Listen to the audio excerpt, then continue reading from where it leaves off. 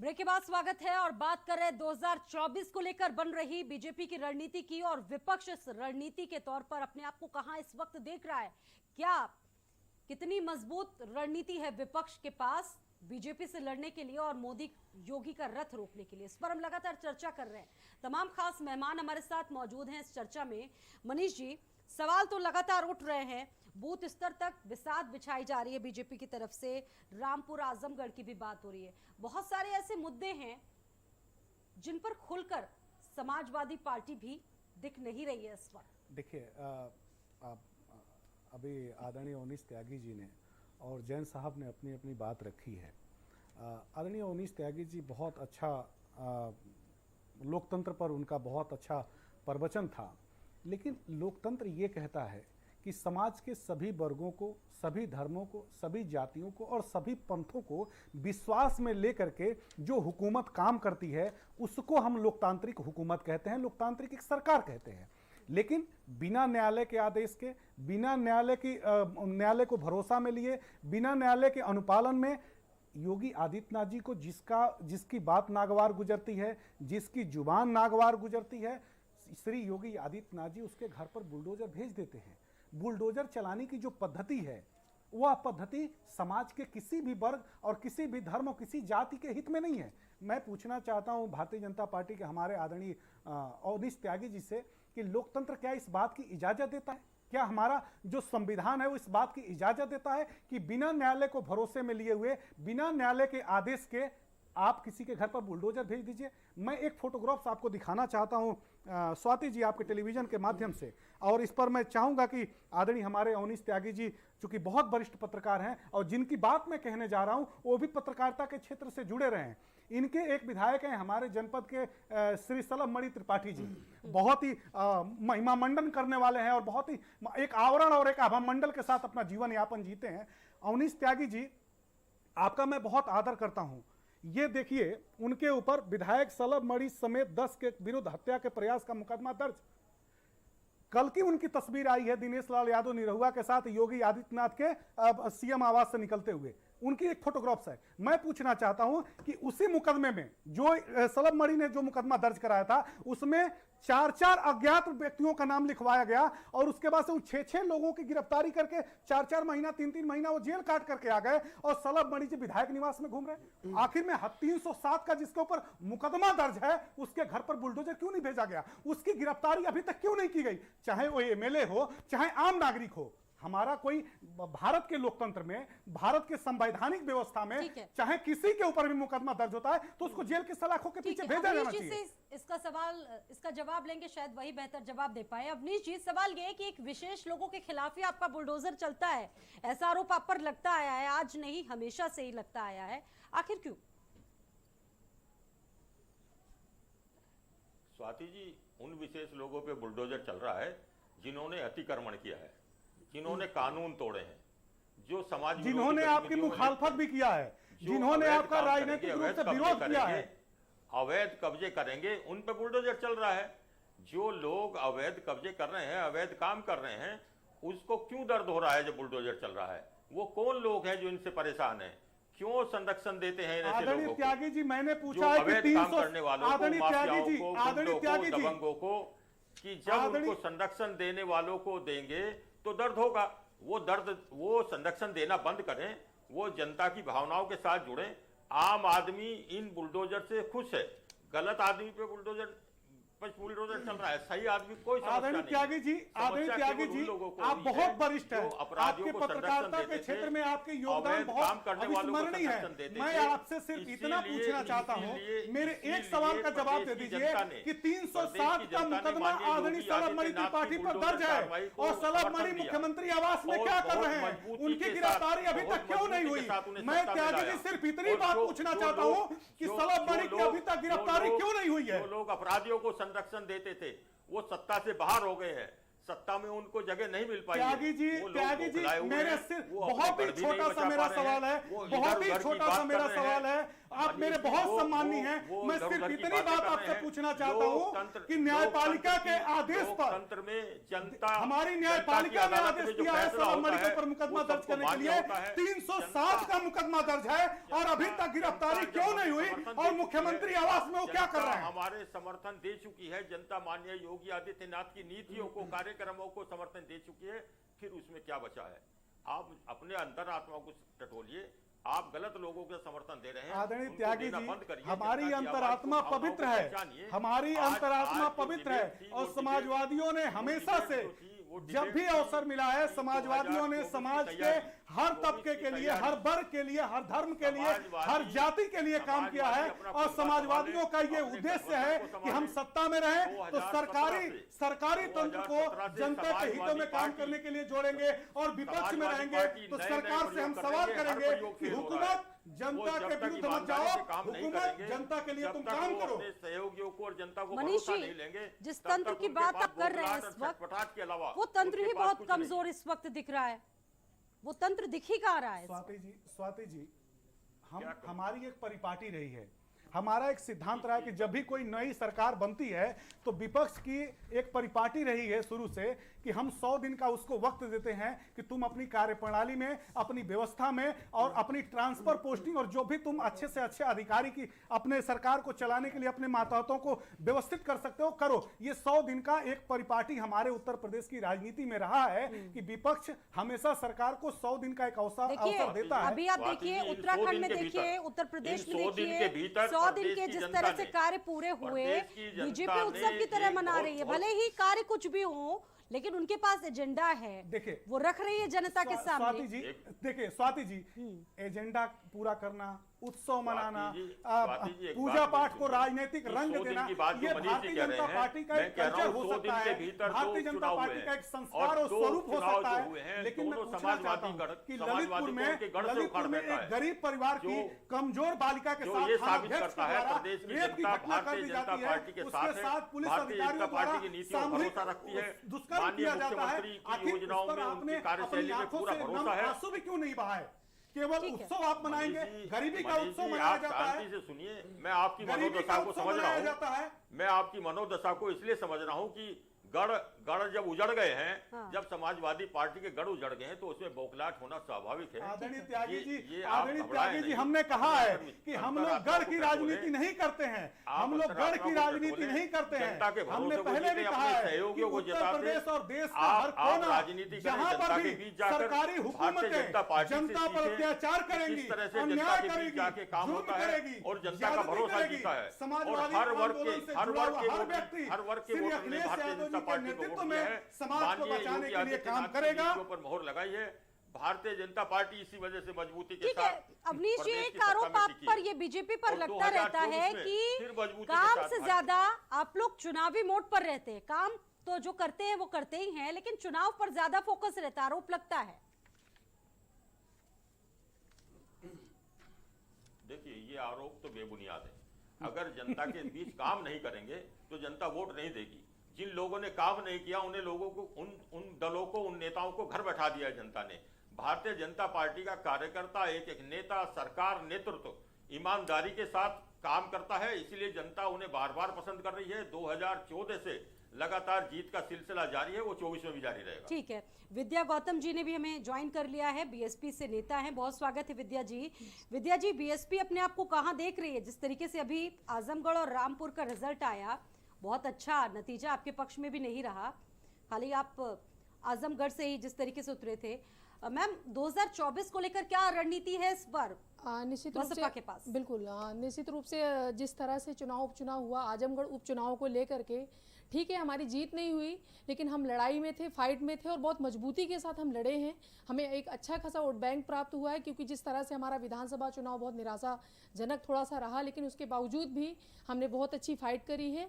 और आज ही माननीय बहन जी ने, हमारी जो बसपा सुप्रीमो है, उन्होंने आज ही एक बैठक करी, अपने सभी कार्यकर्ताओं को, प्रदेश भर के सभी कार्यकर्ताओं को बुलाया गया था और मुख्य रूप से यही कहा गया है कि जनता के बीच में रहना है, जनता के सुख दुख में रहना है और उसी के साथ साथ 2024 को लेकर के एक मजबूत रणनीति बनाते हुए अपने कार्यकर्ताओं को तैयार किया। सवाल है यहाँ पर जी, जिन गुड्डू जमाली की आप बात कर रही हैं जी, उनको तो वहां के नेता के हिसाब से जो वोट मिले वो मिले जी। उसमें बीएसपी का क्या योगदान था? आप वो तो उनका अपना जनाधार था, उसके आधार पर उनको वोट मिले और तीसरे स्थान पर रहे।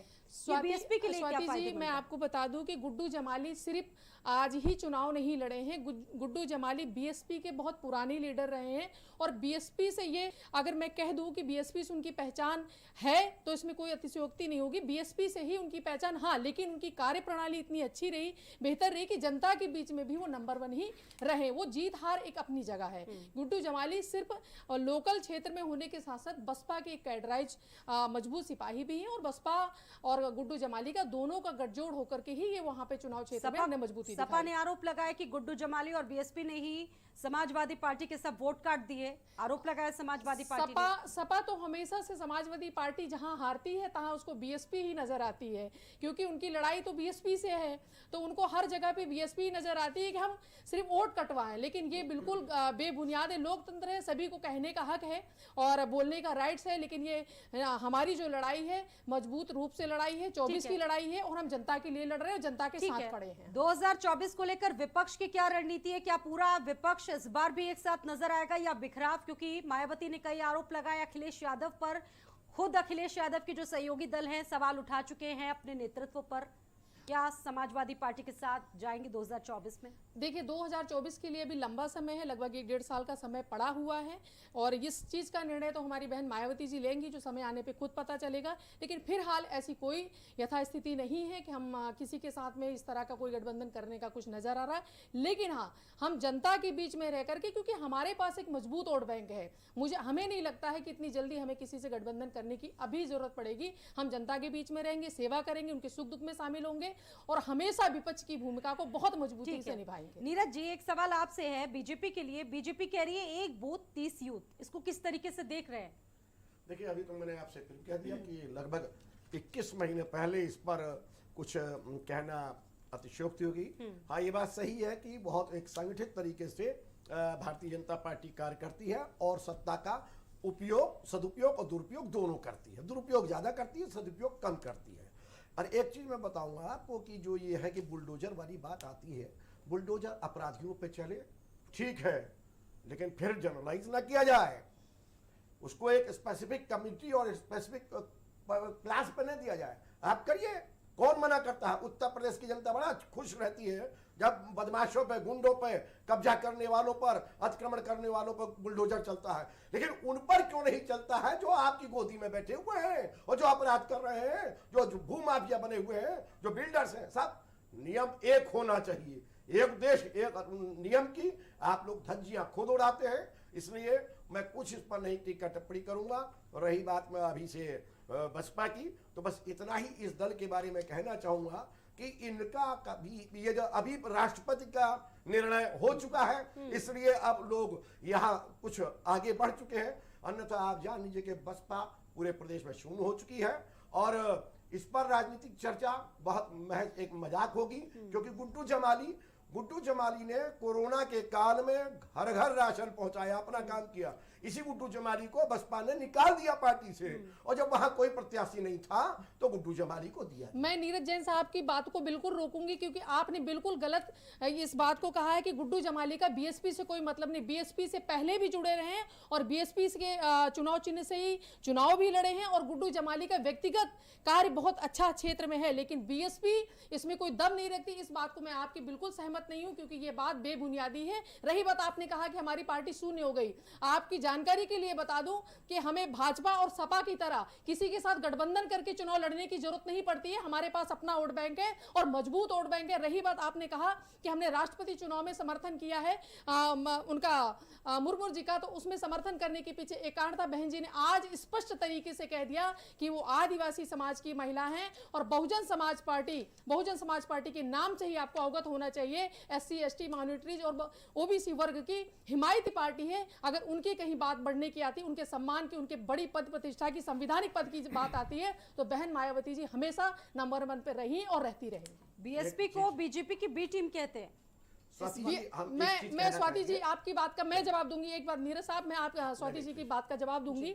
बहुजन समाज पार्टी एक बड़े वोट बैंक की पार्टी है, राष्ट्रीय पार्टी है, तो जाहिर सी बात है कि समाजवादी पार्टी को भी और बीजेपी को भी बहुत डर सताता है कि कहीं इस पार्टी ने अगर उत्तर प्रदेश में 5वीं बार अपने वर्चस्व को कायम कर लिया तो दोबारा से इसे हटा पाना बहुत मुश्किल होगा। इसलिए हमें बी टीम का 2012 में क्या थी बीएसपी, ये आप जानते हैं, सभी जानते हैं। 2012 के बाद क्या हाल हुआ? शून्य पर पहुंच गई है बीएसपी। वो संघर्ष तो सड़कों पर दिख नहीं रहा है, जमीन पर दिख रहा है क्या? स्वाति जी देखिए, सबसे जरूरी जो बात होती है वही होती है कि आप जब लोकतंत्र में लड़ाई लड़ते हैं तो जीत हार आपके लिए मायने नहीं रखती है, लेकिन आपका कैडर का वोट बैंक, आपका विचारधारा का वोट अगर आपके साथ जुड़ा है, नहीं विद्यार्थी कैडर की आप बात कर रहे हैं, वो कैडर अब आपके साथ रहा कहाँ? 2017 में वो शिफ्ट हो गया, 22 में शिफ्ट हो गया, मजबूती के साथ खड़ा हुआ है और इस पिछले चुनाव में वोट बैंक हमारा कहीं नहीं गया है, लेकिन हाँ हमें मेहनत करने की जरूरत है जिसके लिए हम तैयार हैं। ठीक है, नीरज जी इस पर कुछ कहना चाहते हैं? मैं आपसे ये बता दूं कि दावा कोई राजनीतिक दल कितना करता रहे, हम किसी राजनीतिक दल के नहीं है, लेकिन आपको नंगा सच इस देश का बता दूं, 34 करोड़ लोग हिंदुस्तान में 2014 में गरीब थे, जिनको हम कहते हैं भूखे थे, बेचारे पॉवर्टी लाइन के बहुत नीचे चल रहे थे। 2019 आते आते वो 84 करोड़ कैसे हो गए? और अगर ये कहना कि राजनीतिक दल जब ये कहता है तो बड़ा कष्ट होता है हम ही को नहीं, पूरे प्रदेश और देश के वासियों को, कि आप SC ST OBC की राजनीति के लिए है। ये जनरल कहां जाएगा? इस देश के लोग मर जाएंगे क्या? इसका मतलब, एक मिनट मैम, आप बोल रही थी जी, हमने सुना जी, मैं उस तरह से डिबेट जैसे भाजपा और सपा में चल रही है, मैं भी नहीं करना चाहती, क्योंकि मेरा एक स्पष्ट ये मानना है, जिसको फ्री में राशन मिलता है वो बिल्कुल हरामखोर होके काम नहीं करता है और देश का विकास कभी नहीं हो पाएगा। और वो अधिकतर लोग कौन है, इसको चिन्हित करने का काम कीजिए। बस इतना मैं कहना चाहूंगा। आज की डेट में बीएसपी का 90% मतदाता बीजेपी की आस्था से जुड़ चुका है। क्यों जुड़ा है ये हमें नहीं। ठीक है अवनीश जी, ये फ्री राशन वाला जो फैक्टर है वो कितना कारगर रहा है इस बार, जरा बताइए। देखिए, फ्री राशन देना हालात की मजबूरी थी। कोरोना काल में जब लोगों के काम धंधे बंद हो गए और जब लोगों को काम नहीं रहा तो सरकार क्या उनको भूखने मरने के छोड़ देती? सबको फ्री राशन पहुंचाकर सरकार ने ऐतिहासिक काम करा। दुनिया में ऐसा किसी देश में नहीं हुआ जहां इतनी बड़ी संख्या में लोगों को घर में सीधे उनके घरों पर राशन पहुंचाकर उनको भूखमरी से बचा लिया। इसकी तो विपक्ष को सराहना करनी चाहिए। विपक्ष का नजरिया जो है वो गरीबी विरोधी है क्या? वो गरीबी विरोधी है तो मुफ्त राशन का विरोध करता। कोरोना के काल से जैसे जैसे बाहर निकलेगा देश, जैसे जैसे माहौल सामान्य होने लगेगा तो योजना पे सरकार विचार करेगी। अभी क्योंकि गरीब को आदमी को, एक आम आदमी को गरीब आदमी को जरूरत है राशन की, तो उसको राशन उपलब्ध कराना सरकार का दायित्व था। सरकार ने अपना दायित्व निभाया है। इसको चुनावी राजनीति से नहीं जोड़ना चाहिए, क्योंकि विपक्ष के पास कोई मुद्दा नहीं है। वो इधर उधर की बातें करते हैं, उनके पास अपनी कोई नीतियां नहीं है, वो ट्विटर पर बैठे रहते हैं, वो एसी कमरों से बाहर नहीं निकलते। और ना वो कोरोना में बाहर निकले तो उनको दर्द का क्या पता, गरीब को क्या दर्द था। अवनीश जी, रोजगार दे दीजिए, किसी को खाना देना ही नहीं पड़ेगा। स्वाति जी, आदरणीय अवनीश त्यागी जी जब एसी की बात करते हैं तो मुझे बहुत हंसी आ रही है। भारत के प्रधानमंत्री जी जब देश की सभाओं को संबोधित करते हैं और देश की जनता से जब बात करते हैं तो कहते हैं कि मैं गरीबों का बेटा हूं, गरीबी को मैंने देखा है, कमजोरी को मैंने देखा है, हमारा परिवार किस तरह से जीवन यापन करता था। निश्चित रूप से प्रधानमंत्री जी अब उन्हीं को बोल लेने दीजिए। सबसे बड़ी प्रॉब्लम क्या है? राजकुमार नहीं बने। अब देख लीजिए। हावी होने की बहुत जरूरत है, क्योंकि सत्ता में भी। अब स्वाति जी जरा अवनीश जी को ही चुप करा लीजिए। अवनीश जी पहले सपा के नेता उस तरह की बातें करते हैं, जवाब दे देने दीजिए। अवनीश जी आपके पास आ रहे हैं, वितरण पे सवाल उठा रहे हैं। अब आप उनके पास न नीति है न नियत है। आप बहुत वरिष्ठ हैं स्वाति जी, इसका जवाब आदरणीय अवनीश जी, आप बहुत वरिष्ठ हैं और मैं आपसे बहुत छोटा हूं और मैं माफी के चाहता अपनी बात कहना चाहता हूं आपसे, वक्त चाहता हूं मैं थोड़ा सा आपसे। तो जब प्रधानमंत्री जी सभाओं को संबोधित करते हैं और जनता से बात करते हैं, मन की बात करते हैं, तो जब वो अपनी व्यथा को कहते हैं तो ऐसा महसूस होता है कि इनसे निरीह परिवार किसी भी देश के किसी भी व्यक्ति का रहा नहीं है। अपनी निरीहता को जब देश के सामने वो रखते हैं तो हम लोगों को लगता है कि प्रधानमंत्री जी का जो वर्तमान जीवन यापन है और जो उस दौर का उनका जीवन यापन था, इसमें दोनों में कितनी असमानताएं हैं। मैं ये बात इसलिए कह रहा हूं कि दुख होता है जब प्रधानमंत्री जी अपने लिए 8,000 करोड़ की जहाज मंगाते हैं, प्रधानमंत्री जी 20,000 करोड़ का अपने लिए एक देश का संसद भवन बनवाते हैं, जब हमारा वर्तमान में देश का आर्थिक हालात ठीक नहीं है, देश गरीबी से जूझ रहा है। तो देश उसमें और भी तो सांसद बैठते हैं ना सर। स्वाति जी पहले पूरी बात कर, हम देखिए स्वाति समय मैंने मांगा है, मैंने मेरी देखिए भारतीय जनता पार्टी की यही प्रॉब्लम है, भारतीय जनता पार्टी की कि वो विपक्ष की बात नहीं सुनना चाहती है। सुन लीजिए भारतीय जनता पार्टी के उन नेताओं से पूछिए, भारतीय जनता पार्टी देश की जनता की बात नहीं सुनना चाहती है, विपक्षी राजनीतिक लोगों की बात नहीं सुनना फिलहाल तो चाहती ये है। बात हो रही है कि विपक्ष की रणनीति क्या है सर, इसी पर चर्चा मैं बता रहा हूँ, आप बताइए ना सर, आपको पूरा वक्त दिया जा रहा है, कैसे अब रणनीति अवनीश बना जी को रही है? खामोश करा दीजिए, ठीक थोड़ा है, शांत अवनीश करा जी, दीजिए, अवनीश जी सुन लीजिए।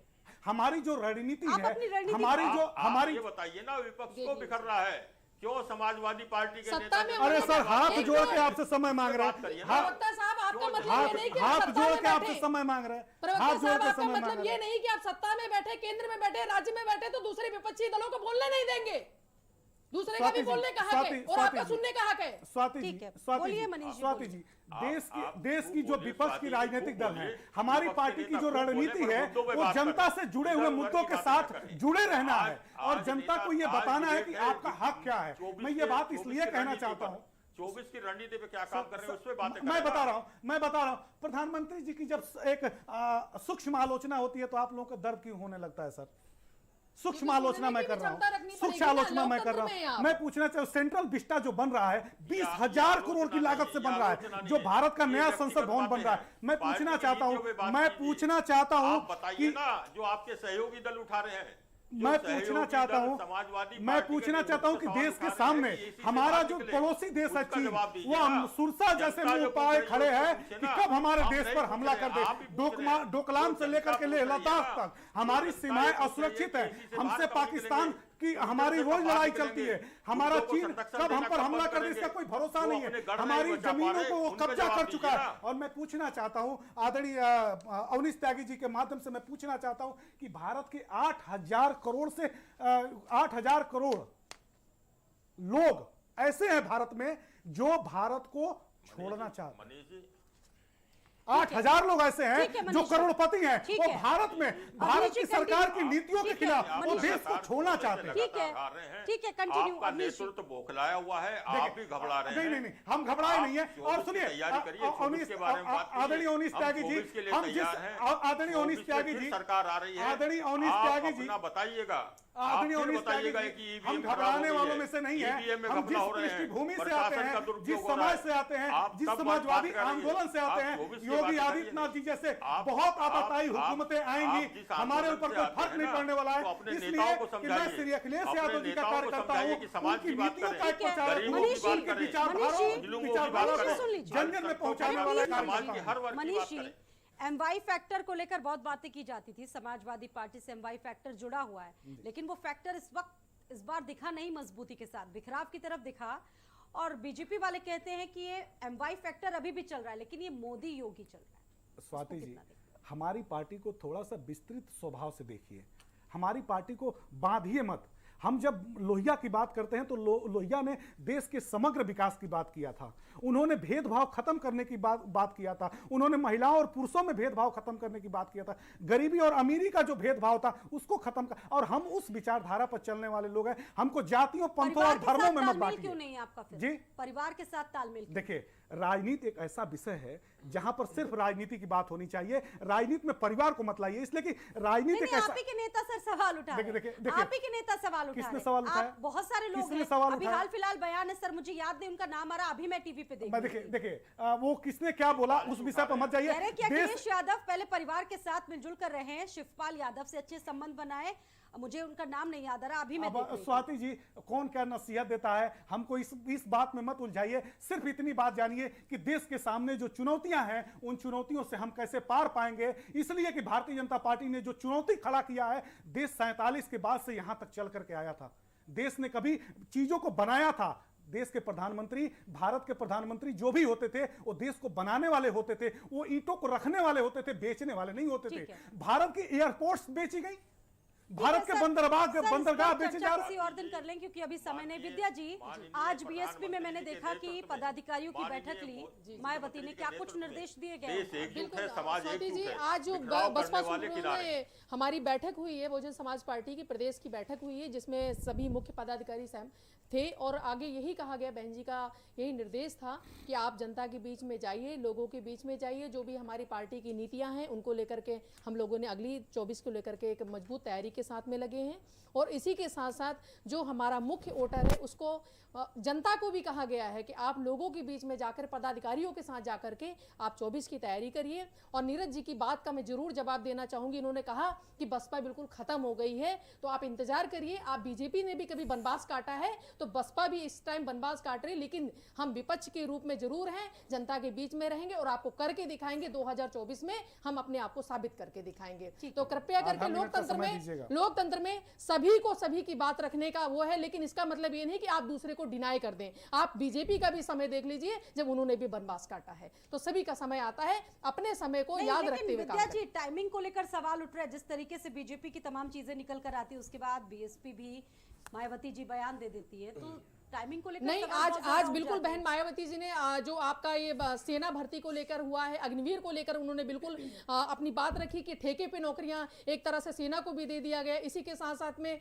तमाम किसानों के मुद्दे रहे, बेरोजगारी के मुद्दे रहे, महंगाई के मुद्दे रहे। सिर्फ बयान देना, बयानबाजी करना क्या बहुत मुफीद लगता है आपको? नहीं लगता है कि सड़कों पर उतरकर संघर्ष बिल्कुल करना सड़कों चाहिए? के अभी क्योंकि उपचुनाव था, उसमें पार्टी उपचुनाव में पार्टी बिजी थी, लेकिन इस वक्त पे सड़कों पे भी उतरने की हमारी पूरी तैयारी, हमारे कार्यकर्ता मजबूत है और 24 को लेकर के बेरोजगारी, महंगाई को लेकर के हमारी पार्टी मुस्तैद है। और ठीक है, एक छोटा सा रिएक्शन, फिर मैं अवनीश जी के पास जाऊंगी, फिर नीरज जी के पास, क्योंकि समय बहुत कम है। 2 मिनट है सर। चूंकि समय बहुत कम है, मैं सिर्फ इतनी बात कहना चाहता हूं कि उत्तर प्रदेश की महान जनता श्री अखिलेश यादव जी पर बहुत भरोसा करती है और उन्हें बहुत प्यार करती है। और 36% जो हमारे नेता को श्री अखिलेश यादव जी को जो उत्तर प्रदेश की महान जनता ने वोट दिया है, हम उनके प्रति कृतज्ञता ज्ञापित करते हैं। और जो 125 हमारे विधायक हैं, ये बहुत यशस्वी हैं और जनता के बीच में रह के काम कर रहे हैं। हमारी पार्टी के सीनियर लीडर काम कर रहे हैं, हमारी पार्टी का जो वर्कर है वो काम कर रहा है। और उत्तर प्रदेश आने वाला जो 2024 का लोकसभा चुनाव है, समाजवादी पार्टी एक नए ताकत, नए कलेवर और एक नई जोश के साथ उत्तर प्रदेश से देश में बड़ा परिवर्तन करेगी। और उम्मीद करिए कि श्री नरेंद्र मोदी जी 2024 में भारत के प्रधानमंत्री नहीं बनेंगे। ठीक है, बहुत शुक्रिया आप सभी मेहमानों का हमारे साथ इस चर्चा में शामिल होने के लिए। तो 2024 को लेकर लगातार मंथन चल रहा है। विपक्ष भी कह रहा है कि हम मजबूती के साथ उतरेंगे, लेकिन कितनी मेहनत किसकी सफल हो पाती है ये देखना भी बाकी है। फिलहाल इतना ही, दीजिए इजाजत।